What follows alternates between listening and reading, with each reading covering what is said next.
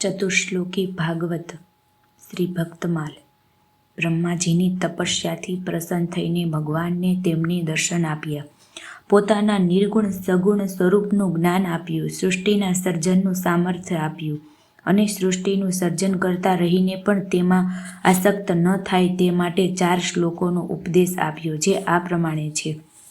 શ્રી ભગવાને કહ્યું, હે બ્રહ્માજી, અનુભવ, પ્રેમા, ભક્તિ અને સાધનોથી યુક્ત અત્યંત ગોપનીય પોતાના સ્વરૂપનું જ્ઞાન હું તમને કહું છું. તમે તેને સાંભળીને ગ્રહણ કરો. જેટલો મારો વિસ્તાર છે, મારું જે લક્ષણ છે, મારા જેટલા અને જેવા રૂપ, ગુણ અને લીલાઓ છે, મારી કૃપાથી તમે તેમનું તત્વ યથાર્થ રૂપે જ અનુભવ કરો. સૃષ્ટિના પૂર્વે માત્ર હું જ હતો.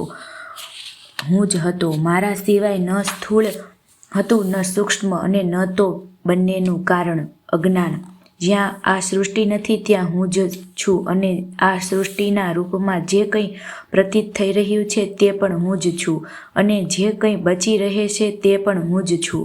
વાસ્તવમાં ન હોવા છતાં પણ જે કાંઈ અનિર્વચનીય વસ્તુ મારા સિવાય મુજ પરમાત્મામાં 2 ચંદ્રમાઓની જેમ મિથ્યા જ પ્રતીતિ થઈ રહી છે, અથવા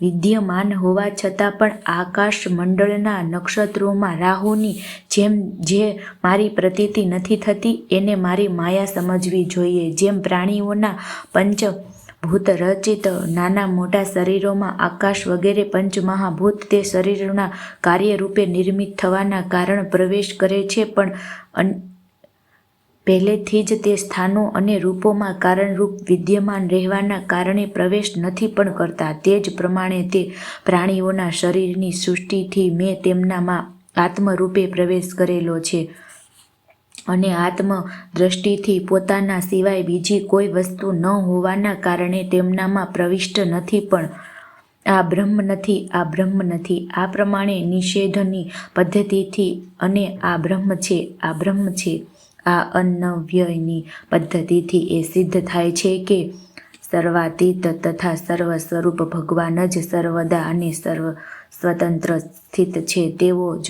વાસ્તવિક તત્વ છે. જે આત્મા તથા પરમાત્માના તત્વને જાણવા ચાહે છે તેમને માત્ર આટલું જ જાણવાની જરૂર છે.